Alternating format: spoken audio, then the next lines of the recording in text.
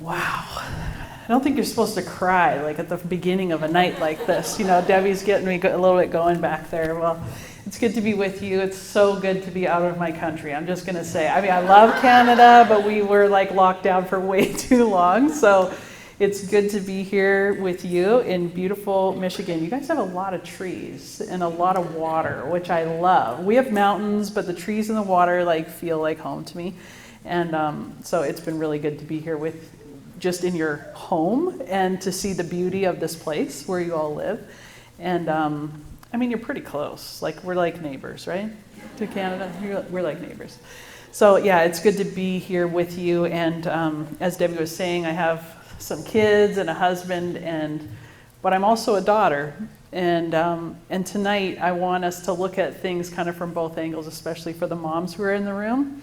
Like, yes, I'm speaking to moms and daughters, but everyone in here is a daughter. So we're going to just start with that. And actually, my parents live with us, like next door to us. So they have a house, we have a house, and there's a hallway that joins our houses. So even before I left, my mom was like, "You're leaving again? Like, when are you coming back?" And I'm like, this is worse than when I was like a young kid. Like, she cares more now, seemingly, about what I do in my life because she's in close proximity to me. But it's an incredible gift to be close to my mom. She is the main reason that I'm here and that I do what I do. She had such a powerful influence on my life and such a positive influence on my life. She is like the heart of the family. She has been the heart of faith in our family. And she didn't grow up with a strong example herself. And she is an example of something I want to talk about a little bit later tonight of things can change with one person making a decision. And that's really important for us to know. So I want to start out just like by reorienting us in the story, because this is where I always start. If you're going to read my book ever, if you've read it, that's where I start. I always want to start by, hey, let's like just shake off the day. Like whatever you guys were doing, whatever I was doing. I was at a beautiful lake this morning. I kind of don't want to shake that off too much, but like we were all doing different things. Some of you were working, some of you were, I don't know, sleeping, and maybe you just got up like a couple of minutes before you got here. I don't know, my teenagers sleeping really late. But here we all are, and there's a story that's happening, the most real story of everything that we can see or experience, which is that we are all daughters of a king, of a father who is madly in love with us, and he doesn't just love us, but he's like in love with us. And he's also the one who created the entire universe. And when he breathes out stars. And that's pretty amazing that we can say, yeah, he's my dad. He's my father. This is who he is. And maybe some of us don't know him very well. And the beauty is that every day is a good day to find out who he is. Every day is a new day to explore who God is.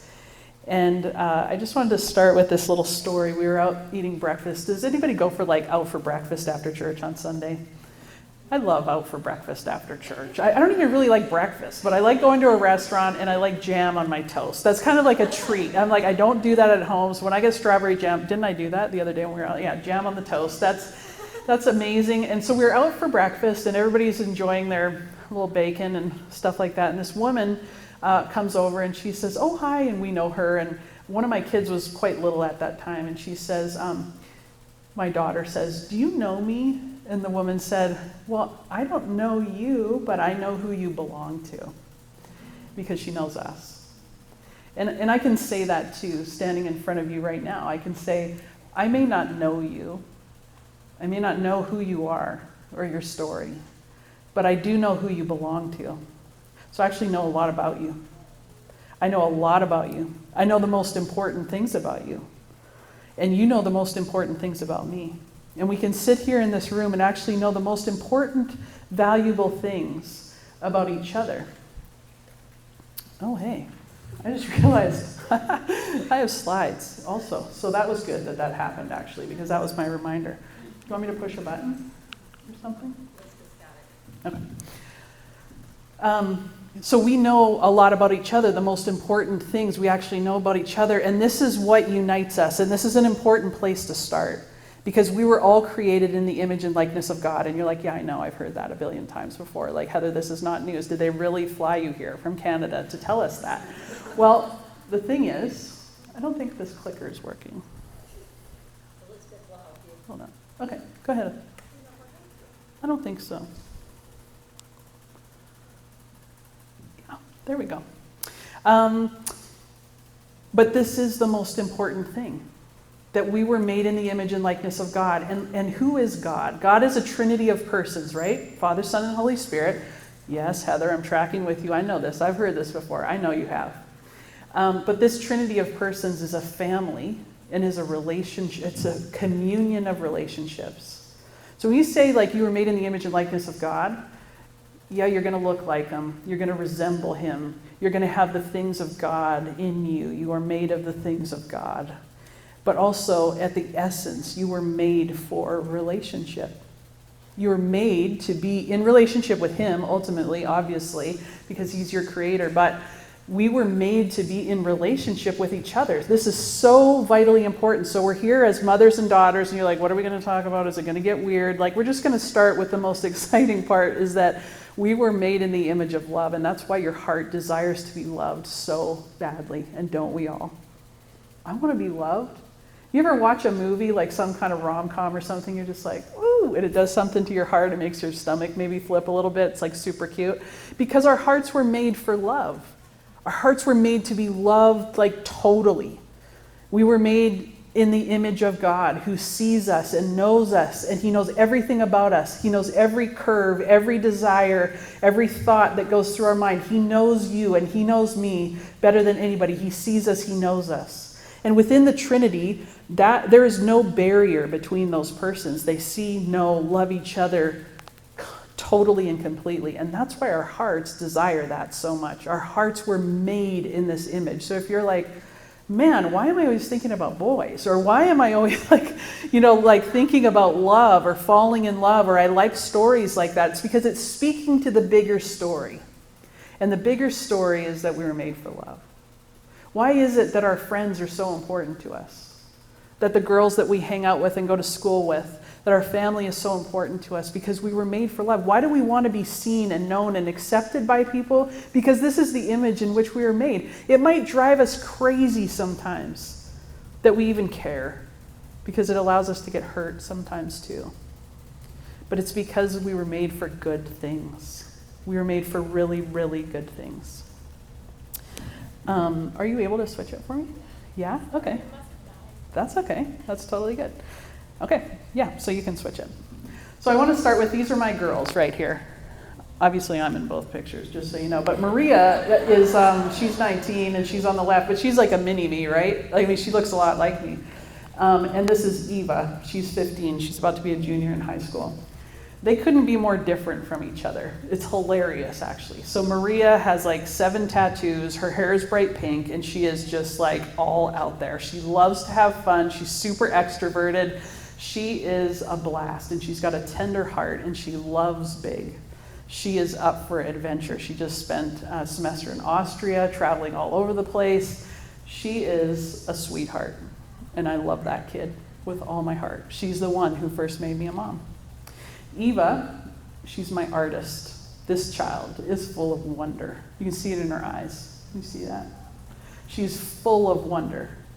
And Eva actually is one of the best teachers that I have in my life, because she teaches me a lot about the simplicity and wonder of God and of life. The way that she looks at the world is like, everything is like, Mom, did you see the sky? Did you see the clouds? Mom, sunset. Mom, look at the puppies. We have a lot of dogs. We have a lot of dogs in our house. We have 3 dogs. So she just picks up beauty all over the place, and she's constantly commenting on it, and she draws me into the things of life that I can often forget about because of busyness. And these two are so opposite that they were like clashing a little while for several years, a lot of the time. But I kept saying to them over and over again, work it up, figure it out. You guys are going to be best friends. We don't have an option in our house, so just figure it out. And as they've gotten older, they're starting to understand each other. Because this is the beauty of family. We are together forever. Like it or not, love it or not, we are together. There's a bond that's created. And I would say Yes, there's sibling bonds, but the bond that I have with my kids and with these girls is crazy.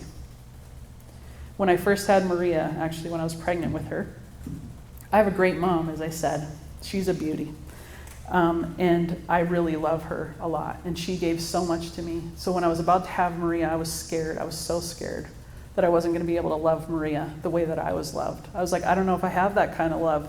I didn't even actually really totally like kids. I loved it when people would take their kids back after I was watching them. I'm sorry to admit that, but I did. I just didn't have experience with kids. I was like, they're super messy, loud, oh my gosh. And then when you can't get them to stop crying, I was just like, wow, this is a lot. So then I was like, and that will be my experience, but forever.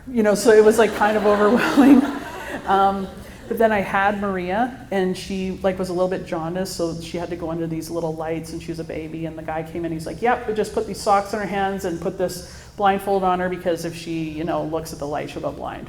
He just said it like that, and I'm just trying to hold myself together. And he left the room, and I just lost it. And I'm looking at this little tiny baby, and all I could think was, what are you doing to me? You're wrecking me. And I don't even know you. I don't even know you. But there was this instant bond with her. That isn't everybody's experience, but that was my experience. And even if it wasn't your experience, and maybe you were adopted, or maybe you have another story, God creates bonds between people who are family. And sometimes the circle of family is small, and sometimes it's very big. And God can create bonds, and that's how he made us to be. So when we make eye contact and we're seen by each other, and we do life together, and we breathe the same air, and we do the same things, bonds happen between our hearts that are really, really deep. And the difficulty is that those bonds can be so strong and so good, but it also means that you can be hurt. And I think that that's everybody's experience. Every relationship is going to have a lot of good, and it's also going to be hard.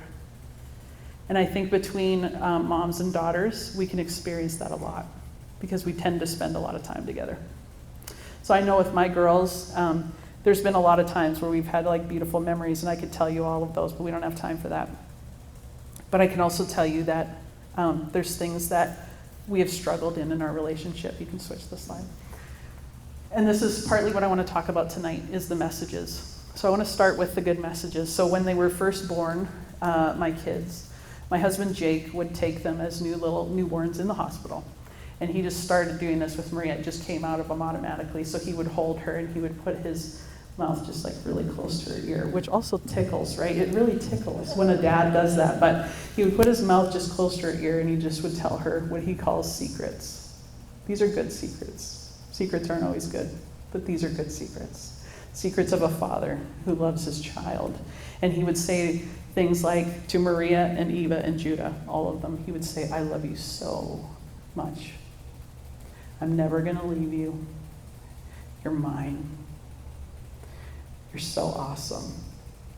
I love you. I love you so much. And he would just repeat the little things. He would say to Judah, you're going to be so strong one day. I'm going to teach you all these things. And he would just whisper these secrets to our kids when they were babies. Now, did they know what he was saying? Could they understand? You're like, no, they couldn't.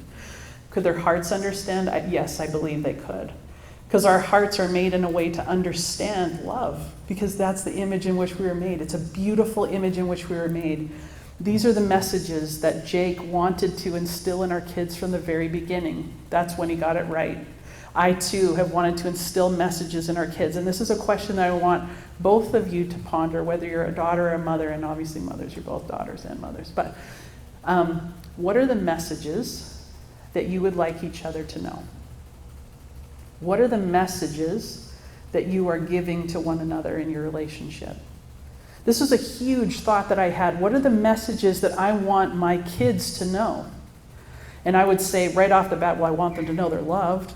I want them to know I care.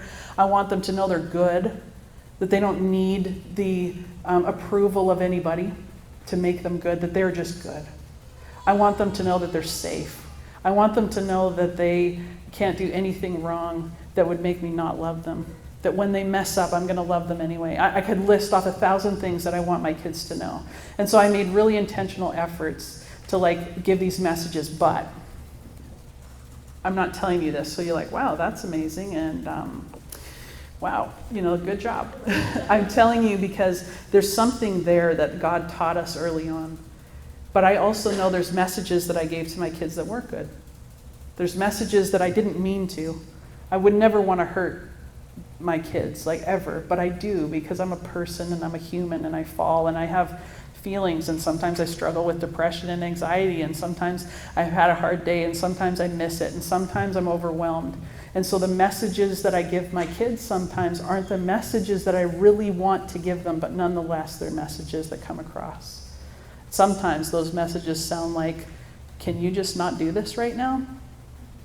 Like I have something else that's more important than you. I'm not saying that, but maybe my actions are saying that. And sometimes my actions or lack of actions look like, can you get it together and just do what you're supposed to do? Can you not make mistakes? When I think about the messages that I've given to my kids, it breaks my heart. But I've also learned that in relationship, you can ask for forgiveness and you can reconcile. But I also want to speak to the daughters, because right now I'm speaking a lot on behalf of moms. Kids also give messages to their parents. When they're little, the messages are clear. It's like, kids just love you, like right out of the gate. They're just like, they smile at you, they say your name right away, mama, or whatever. If they say dada, you're like, mama. You want to teach them fast, But you can pick up vibes right away from a baby. They're so bonded to you. And it's easy, it's easy to know how they feel about you because you are their whole entire world. But then as you get older, sometimes, that's not what you get. That's not the message you get. And I'm experiencing that now as my kids are teenagers. They're awesome kids. But sometimes they give me the message that they don't want me in their life, that I'm not important to them, that they could actually care less about me because they care more about their friends and other things that are going on. And I can say, like, as a mom, like, I remember being a kid, a teenager, and being like, I can sort of dump on my mom and she can just handle it because she's tough and whatever. She knows I love her, and I could just kind of dump on her. And I remember one day in the car, I was being really rude to my mom. And she let me know that it actually was really hurting her feelings. And I was like, whoa, inside, I know this sounds weird, but inside as a teenager, I was like, my mom has feelings. Huh. I know that seems so obvious, but like you kind of don't put that together, like as a kid, I don't think. You're like, I can sort of just do what I want, and it's my mom. Like, she knows. So if I've had a bad day, like maybe I have to perform for everybody else, but I don't for my mom, so I can just let her have it, all this stuff, and I'm too tired, and I'm hangry, and I'm whatever, and mom can just deal with it. And you don't really realize my mom's a person who has feelings, and because she loves me so much, and she's opened her heart to me, I can hurt her. I can really hurt her. This is relationship, the beauty and the hard, all in one. And the thing is that God has made us for relationship, as I said at the beginning, and he wants our relationships to thrive. So there are things that we need. You can switch the slide. And I'm going to just sort of cruise through these because we're getting close here. But you can look and see, like at the very beginning stage, that you're a female human person. And the need is from the very beginning of infancy. If you read about psychology and bonding and all of those things, there's a need for little infants to know, I'm okay and it's going to be okay. And you can see this, you can hear it even in parents. You're like, you're okay. It's okay. It's okay. Parents say that all the time. It's ridiculous. If you open your ears, you're like, oh my gosh, is that all they say? It's because innately we know as parents that that's what a little baby needs to hear. They need to hear, it's okay, because you can see it in their eyes, moments of like, I'm encountering something new. There's a big guy with like a big hairy face coming at me. I don't know who that is. Like, they need to know, it's okay, that's Uncle Jack, you're gonna be okay. And so you tell babies this because they need that reassurance. And then the result, when they get that properly, the result is the child feels safe. This is a human need across the board, male, female, whatever. We need to know that we're okay and it's going to be okay. And when we have that, we feel safe. The next stage is when we're a little girl. I'm seen and I'm delightful. That's the need. I remember my daughter Maria being 3 years old, and we had full-length mirrors in my mom's room, and I was helping my mom pack for a trip, and Maria had a dress that flared, which was the best. For any little girl, it's the best. I was a tomboy. I still thought it was the best. I still thought it was cool. And she was standing in front of the mirror, and she's spinning around. She's like, Mom, look. And I look up, and I'm like, cool. And I keep packing. She's like, keeps spinning. She's like, Mom, look at me. And she really wanted me to look. Because it's so important. I mean, this is just an example speaking to a deeper dynamic within the heart. We all desire to be seen, really seen. Not for somebody to glance up and go, yeah, cool, but to see us. Now, God is the one, the Father who sees, right? This is where I started. He sees you. He knows every part of you. He knows every part of your heart. He knows the good things, the bad things. He knows your desires. He knows the aches you have. He knows the pain you have. He knows the struggles that you have that no one else knows about. He sees you. He knows you so intimately, and sometimes that's like, whoa, that's intense. But his response is always love. When he sees you. This is the desire. We need to be seen and know that we're delightful and delighted in. And when that happens, it builds security and trust in us. So these are like, we're growing. We're growing from little people. We all have needs. Then as a young woman, we need to know that I am a gift and I'm enough.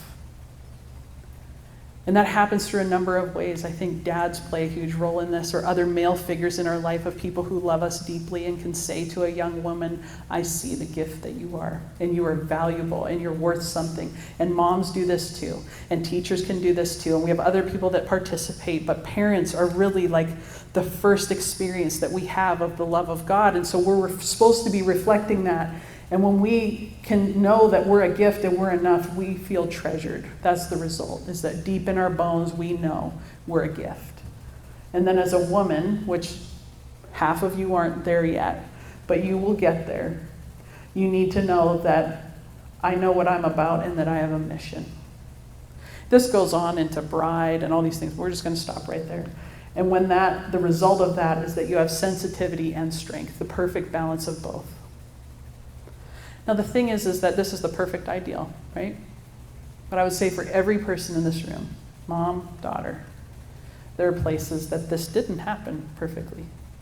I love my kids, like I said, I love them with my whole heart. There are things that I did not do perfectly because unfortunately I'm a human being and I fail sometimes. So I didn't always give this message, but these messages matter. And here's the beauty. This can always happen. You didn't just need it when you're a baby, but you need it now. And you can get it now. And you can give it now. And this is the reciprocation of what happens in relationship, is that daughters, you can bless your mothers. You can speak into some of these things. Not that it's your job to take care of your mom. But in a sense, like, you belong to each other. In the deepest sense, you belong to each other. So you can let your mom know. You can let her know, Mom, like, I see you. You don't have to say it because that could be weird, but you could say it, and that wouldn't hurt anybody. Mom, I see you, Mom, I see you're a gift, and you're enough just the way you are. Mom, it's okay. It's going to be okay. And moms, this is the message that we need to give to our daughters over and over and over again. This is how repair happens, and this is so important. We have to think about the messages that we're giving to each other. And daughters, you can participate in this just as much as a mom can.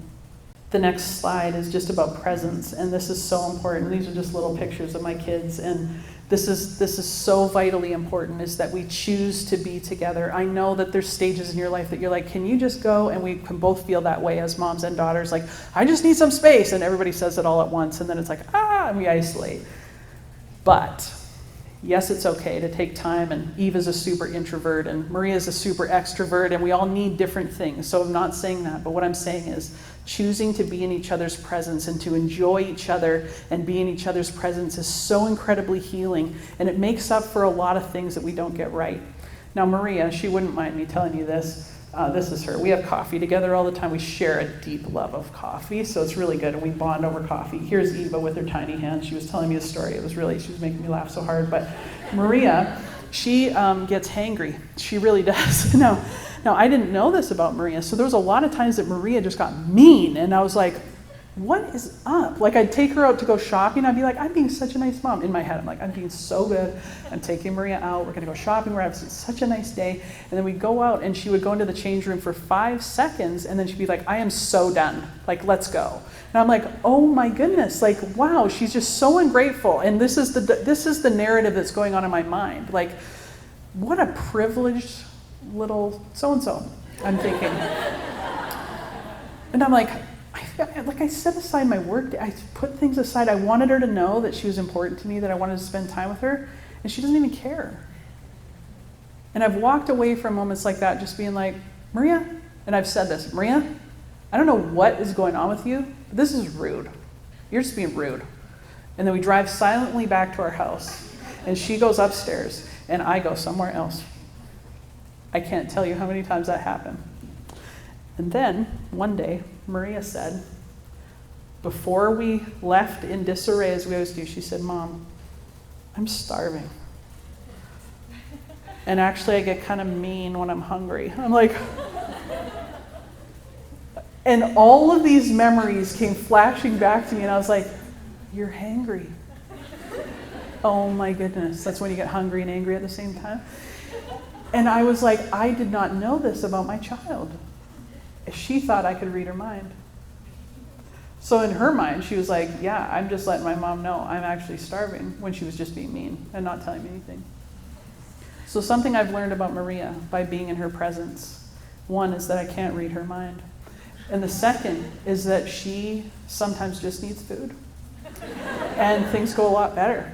And I'm telling this story because I think it's really real about damaging things that happen in relationships with one another. That sometimes we just need something and we don't say it. And the other person doesn't know how to respond.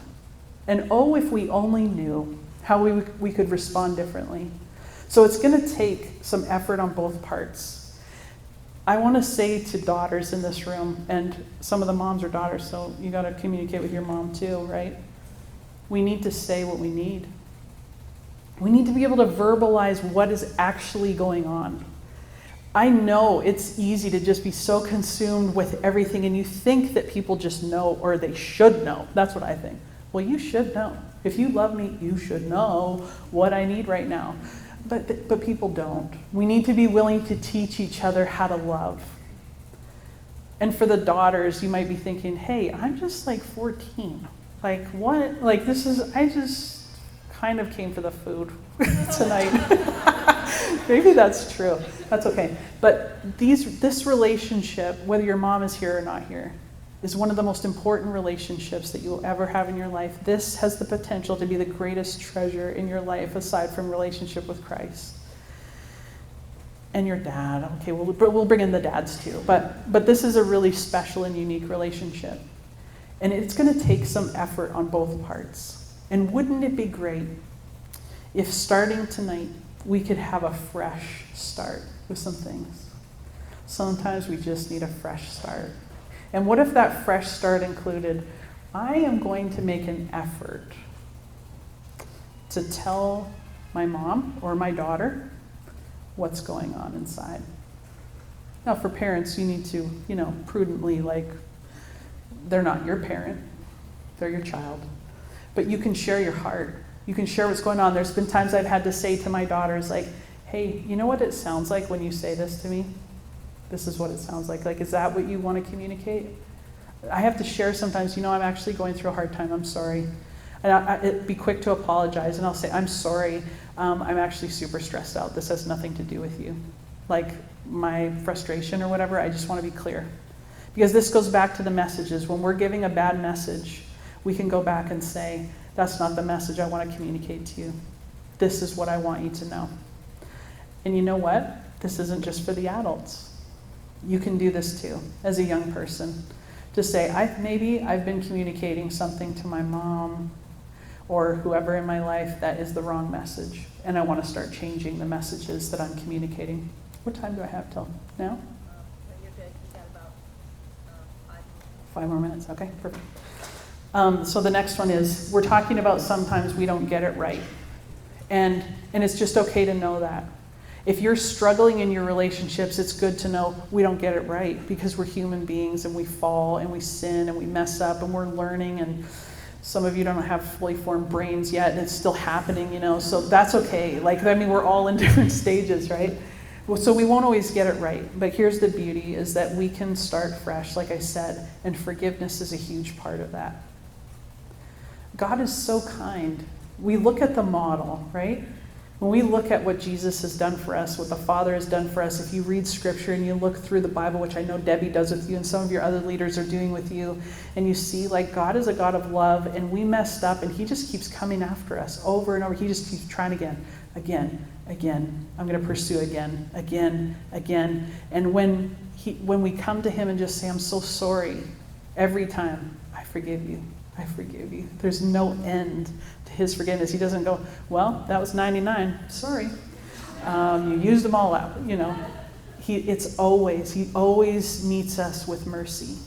And if we were made in the image of God, should we not be the same, that we would meet those that are around us, our enemies, and those who are closest to us with mercy? And we start again, and we start again. And that's the hardest thing to do, isn't it? It's hard when you've been hurt. I know what that's like. I was hurt so many times as a kid, and I've been hurt so many times as an adult, and all of you have too. We get hurt in relationships. It's hard to keep being open. But I think what's important is to assume the best of each other, and to maybe even be able to say that, just so you know, here's one of the messages. I actually really want to love you well. And when I mess up, I want you to know that I didn't mean to, and that I want to do better. That's a message that's really important that we know about each other. I think that all of you sitting in this room, if you do relationships well, and you start building these bonds that are strong, then love builds in the world. And this is what Be Love Revolution is all about. It starts a revolution. This is what Christ did. This is what God did. It's a revolution of love. So when we have relationships with each other that are dynamic and that are filled with mercy and that are maybe pretty messy, but we can keep repairing and keep going and keep building and keep getting better, a little bit better, you will be a force to be reckoned with. Because the love that people will see coming from your relationships and coming from your heart is going to be so impactful for them. They're going to change, because that's what happens. When we encounter real love, it changes us. So we are called to be the presence of God, but how do we do that in the world? We love like crazy. We just love like crazy, even when it's hard. And I would say especially when it's hard. So forgiveness is absolutely key. And maybe you're thinking, that's embarrassing. Because that's what I think. When I think about having to forgive someone or ask for forgiveness, I go, oh, it's the worst. I don't want to say I'm sorry. It's the worst. Because what happens is I feel ashamed or I feel awkward. Does anybody feel awkward sometimes? I feel it all the time. I feel awkward all the time when I have to talk about like my emotions and things that are going on. It's really hard for me. It's the worst. That's how I feel. But it's actually not the worst. That's just what I say to myself sometimes. This is the worst. And then I do it. I'm like, oh, that wasn't the worst. It's amazing. It's amazing how it can change when we actually just do it. So I think it's important to go, this is an important point, which I want to start wrapping us up with. Our emotions, we have a lot of them, and they're a real gift from God. They're a blessing, actually. They don't have to dictate what we do. Just because we feel something doesn't mean that that's true or that we have to act out of that. So just because I might feel too tired, too upset, too emotional, too mad, too rejected, whatever it might be, that doesn't mean that I have to respond out of that. And I think for many of us, we have so many times with each other that it can pull away on our relationships. And so tonight is a beautiful opportunity to start again. God wants to restore things that are broken. It's what he does, and it's who he is. I remember going to a conference when I was in like the 9th grade. And I was arguing with my mom all the time at that point. I don't even know why. Maybe it was hormones. Everybody blames everything on hormones, so let's say that. I don't know what it was, but it felt really real to me, whatever it was. And I think it was like I was in pain, in different ways of my life, and I was shy, and I had all these things happening in my heart that I didn't know how to talk about. And she didn't know any of those things. We were like fighting all the time. And I remember going to a priest confession and being like, and I wasn't really huge on crying in public, but I was like, the first thing I want to confess is like me and my mom don't get along, and I just was like, wah! Like all these tears came out, and I was like so embarrassed. But it let me know this relationship was actually really important to me. That's what I realized, is like I had a lot of emotion about it because she was actually like one of the most important people to me. And so it made me like open my heart to her in a new way. So I've gone through like difficult times with my mom, and now we're like the best of friends. And it didn't take 40 years for that to happen because I'm only 28. No, I'm just kidding. I'm just kidding. It didn't take forever for that to happen. It's like sometimes things are hard just for a time, and then suddenly they're better. And like just because a relationship might be hard sometimes doesn't mean it always has to be that way. Just because maybe you felt a certain way in the relationship doesn't mean it always has to be that way. Just because maybe as a mom you've struggled to be present doesn't mean it always has to stay that way. Maybe you've been hard on your kids in certain ways, or like you don't feel like you have a lot to give. It doesn't have to stay that way. Maybe in your family, there's a history of like, this is how women are, this is how men are, this is how we do things, this is who I am, I'm just mean, I just loud, I just yell. We just yell in our family. That's the kind of family we are. We're just yellers. Well, you don't have to be, because things can change, because God can intervene. So sometimes there's things that are like passing through families along the way, along the years. It just becomes kind of like, well, this is just how we are. We just laugh at each other's expense. We're just like sarcastic with each other. We just cut each other down. Well, you know what? It doesn't have to be that way anymore. We can be families that are so powerfully loving, that we're changing each other's hearts, that we're actually participating in the healing and restoration of God to heal each other's hearts, and that we can heal other people, and that when other people see us interacting like not weirdos, but like normal people, just being like, hey, you know what? Sorry I said that. That was mean. And I love you. I just want you to know. That's not the message I want you to know. Things can change. I want our families, I want this in my own family. I have dynamics too that are going on. I have certain things with my kids, and I'm like going after one of them like so hard right now. Like I just made this decision the last couple weeks. I was like, wait, we're not as close as we were. Okay, that's not going to continue anymore. I didn't say that to them because that's weird. And I don't want to be that person, that's weird. But that's what I'm thinking as a mom. I'm like, whoa, they better get ready because I'm about to pursue them like hardcore. Like I totally am. Don't tell them, okay? Because it's not going to be that way. And so what I want to leave you with tonight, you can just switch to the last slide there. I want to leave you with some questions. There's one more you can just flip to. I want everybody to take a picture of this. So I know probably most of you have a camera on your phone or something. If you don't, just one of you take the picture of this, because this is your homework for tonight, and then we're going to go into just some beautiful prayer time. I want you to take a picture of this, and this is the homework that I want you to do. Now, some of you are going to roll your eyes, especially the shy ones. I'm sorry, but this is going to be so good for you. I want each of you, moms and daughters, when you go home, let's just say sometime this week, within the next week, so you don't have to do it tonight, but within the next week, that you would make time to grab a piece of paper or a card. Doesn't have to be fancy, okay? Anything. Scrap, sticky note. Maybe several sticky notes because they're kind of small. And I want you to write down these words to start. And then I want you each to finish them. And I want you, after you're done writing down the answer to all of these things, I want you to give it to the other person. Give it to your mom. Or give it to your daughter, whoever you're here with or whoever you have on your mind who might not be here with you tonight. And this might be difficult. Some of you are going to go, so easy. We talk about this all the time. As some of you, probably most of you, it's going to be a little bit hard because it's vulnerable and it's going to take some sharing of like something within. But this is where the good messages start. I can tell you right now, if you're a daughter, if you're a younger person here, your mom needs to know these things from you, the real things. underneath like emotions and busyness and your friends and your social life and all the stuff that you have going on that's really important. It's really important. School, all the pressures, your job, like all the things. Like those are all really important. But your mom needs to know these things from you. And this is a huge gift that you can give her if you can search your heart and be really honest. And moms, I can guarantee you that no matter how many times you might think I say this to my child all the time, they will never tire of you telling them these things. My husband Jake still, sometimes, on a really hard day, tells secrets to our kids about how loved they are. And you might go, weird. Well, they don't pull away. And if my dad did that to me right now, or my mom, I wouldn't pull away either.